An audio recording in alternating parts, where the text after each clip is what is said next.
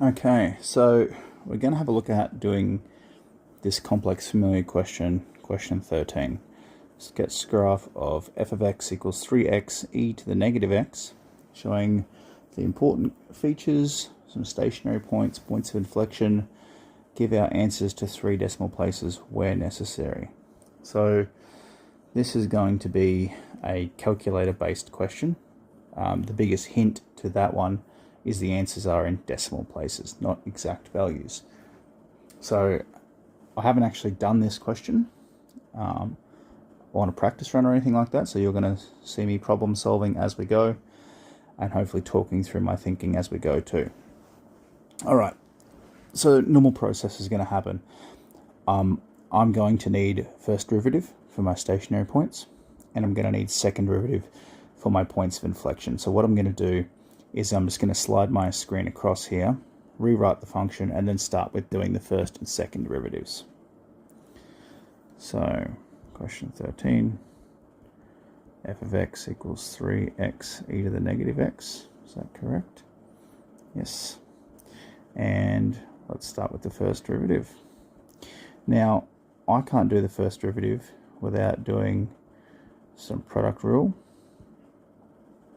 So I need u, which is going to be my 3x, u dash, which is 3, my v, which is e to the negative x, and my v dash, which is negative e to the negative x. Then I can put that in my equation. F dash x is equal to negative 3x e to the negative 3x. Oops, sorry.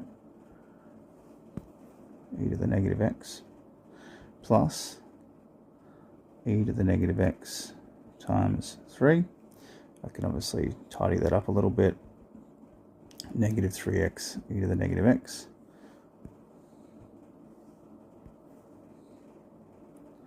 plus 3e to the negative x. Now looking at that, I've actually got 3e to the negative x as a common factor here on both sides. I've got this 3e to the negative x as well as this one. So what I'm going to do is factorize that. 3e to the negative x as a common factor. And I'm going to have negative x plus 1. I don't like the way that looks, so I'm going to write it as 1 take x. Okay, so why did I factorize this? I factorized it because when we find stationary points, we always find them when the stationary point is equal to 0. So I'm going to have to let this equal to 0, and the only way that I'm going to be able to solve that is using things like null factor law. So if I let the first derivative equal 0, I'm saying 3e to the negative x, 1 take x equals 0, which means two things. I've got to find a spot where that equals 0, and I've got to find a spot where that equals 0. Well, this one over here is nice and easy. It's when x is 1. Now this one over here, that one on the left, is pretty tricky. So essentially e to the negative x is 0 divided by 3, so that's just 0. Where do exponentials equal 0? They don't. So in a case like this, especially with a negative here, exponential decay, they'll always try to reach 0, but they never will because they always have an asymptote. So that is not possible. No solution. Okay, so really, there's only going to be one stationary point. That is when x equals 1. Now, I haven't yet found the y value of that, the y coordinate. So I would need to substitute that back into the original equation. So that would be f of 1 is equal to 3 times 1 times e to the negative 1. So f of 1 is equal to 3 Yeah, 3e to the negative 1, which is just 3 over e. I know it's a bit of a weird number.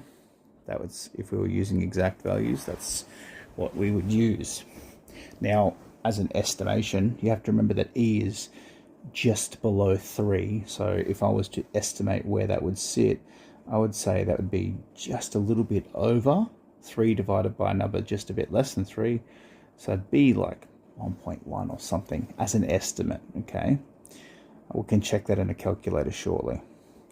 So I'm going to flag that in yellow highlighter so I remember to come back to it. 1 and 1.1. Again, approximately. We can check that in a bit with a calculator. Alright, now that we have our stationary point using our first derivative, we're going to use our second derivative, and that's going to give us two pieces of information. Firstly, we can use the second derivative and when it equals 0 to work out our point of inflection. And secondly, we're going to use it to determine whether or not this stationary point is a minimum or a maximum, which is the nature of the stationary point.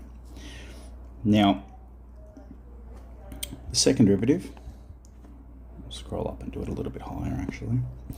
Our second derivative is simply the derivative of our first derivative. So we're actually going to go take this first derivative and derive it again. Now, again, it's looking like a product rule.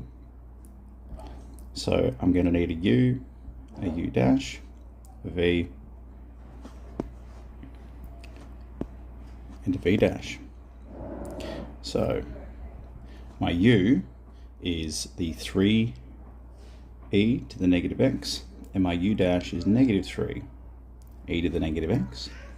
My v is the 1 take x, and my v dash is negative 1.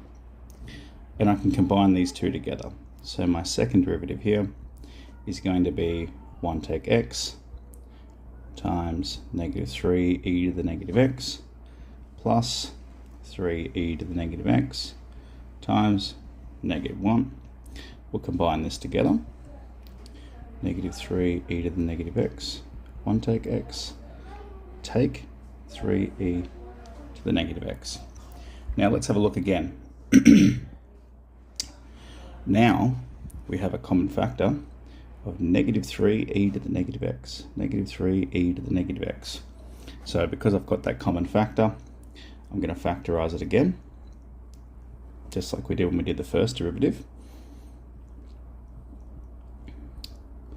Negative 3e to the negative x is a common factor. It's going to leave me with my 1 take x. And then on the other side, it's going to leave me with that plus 1. Of course, we don't want it looking like that though. That looks a bit funky. So I've got a 1, another 1, so that'll be 2 take x. All right, so now I've got my second derivative. We can work out where it's equal to 0, and that's going to give us our point of inflection. So what I'm going to say is point of inflection at f dash dash x equals 0, because that's where it always is. So we're negative 3e to the negative x, 2 take x equals 0. Now, if we look just across here, right, we sort of solved something pretty similar. So we are going to null factor law, just like we did before. So now it's where negative 3e to the negative x equals 0, and where 2 take x equals 0. So now our point of inflection is going to be at x equals 2, and it's going to be where our exponential is equal to 0 over negative 3, so where our exponential is 0. We said literally just before, where is the exponential 0? Nowhere, not possible, because of the asymptote. So there is one point of inflection where x is 2. So what we're going to do now is just like before, where we substituted in 1 into the original function, we're going to now substitute in 2 into our original function. So f of 2, 3 times 2 times e to the negative 2. So f of 2 is equal to 6e to the negative 2, or f of 2 is 6 over e squared. So that means we have our point of inflection at 2 and 6 over e squared. Again, it says 3 decimal places, and we can work out what that is soon. 2.7 squared. Look, I'm not sure exactly what that is, but I'm going to throw out another random guess of about 7, something like that. Who knows? Maybe 6.5. Okay, so if it's 6 divided by a number a bit bigger than 6 or so, so again, it's going to be approximately 1 or so. So I'm going to say, yeah, approximately 1. And just like before, I'm going to highlight that in yellow. And I'm just going to say here, check in calc.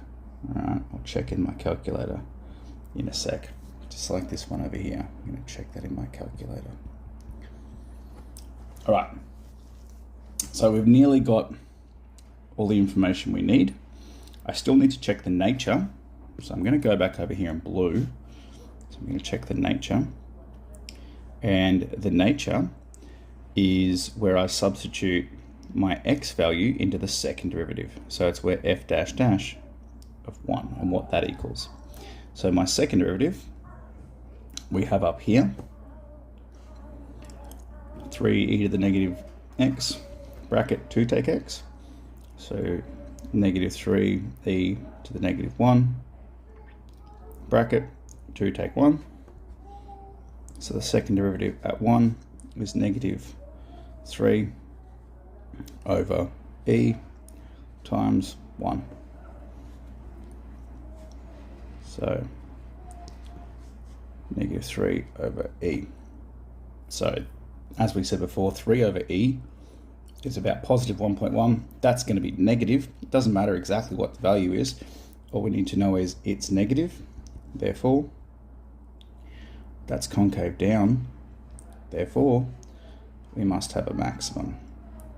So that means our turning point up here, our stationary point up here, is a maximum. All right.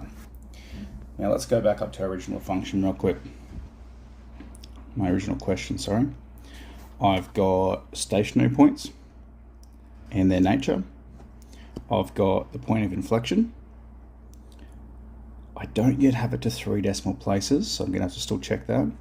And I haven't yet got this, all important features. I haven't yet got intercepts. So I still need x and y intercepts. So let's quickly go and do those. Let's start with the easiest, the y-intercept. Now the y-intercept is where x is 0, so I'm going to put 0 into my original function. So f of 0 is 3 times 0 times e to the negative 0. So f of 0 is, well, 0. So what that means is I have a y-intercept at 0, 0. Let's have a look at x-intercepts. X-intercept. X-intercept is where y is 0, right? AKA where our whole function, here is equal to 0. So where is 3x e to the negative x equal to 0? Well, null factor law, again, it's where 3x equals 0 and where e to the negative x equals 0. Well, that means x must be 0. And once again, where does this exponential equal 0? Not possible. Asymptotes. So this means that I have an x-intercept at 0, 0. Turns out my x-intercept and my y-intercept are the exact same location, so my graph is going to pass right through the origin. Now, I pretty much have every nice little piece of information. Obviously, for the point of sketching, let's go ahead and check what these numbers were from before. Now, yes, the exact value would have been 1, 3 over e, but if we're going to check that in our calculator, we're going to put that in, and what that's going to become is 1 and 1.0, sorry, 1 and 104. So that's now to 3 decimal places. Fix that up over here for the sake of working. 104. Let's do that again on the other side. 6 divided by e squared. 6 divided by e squared. Oof. Much further off with that guess. This one here is 0.812. I did say around about 1, but it's a lot further off than last time. Okay, so here we go. We have stationary point. It's a maximum. We have our point of inflection. Okay. We also have, if we're looking over here, our y-intercept and our x-intercept. So all we now need to do is combine it all together. Now this is not going to be beautiful, but that's to be expected. It's me doing it. Okay, so I'm going to put this point in here in yellow, just to highlight that that's going to be my x and y intercepts. I've got this maximum here at 1 and 1.1.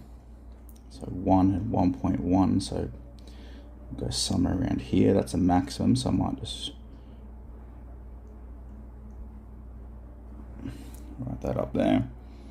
And I've got a point of inflection at 2 and 0.812. So a little bit further on and a little bit further down.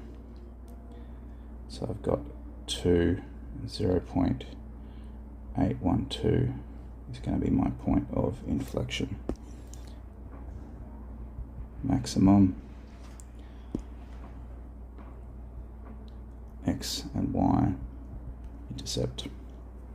Okay, so if we think about what an exponential usually looks like, it's some kind of growth or decay. If this one is a maximum and it is concaving down, based on the overall shape of this, it has to be doing something like concaving up, turning here, and then eventually turning and curving back the other way.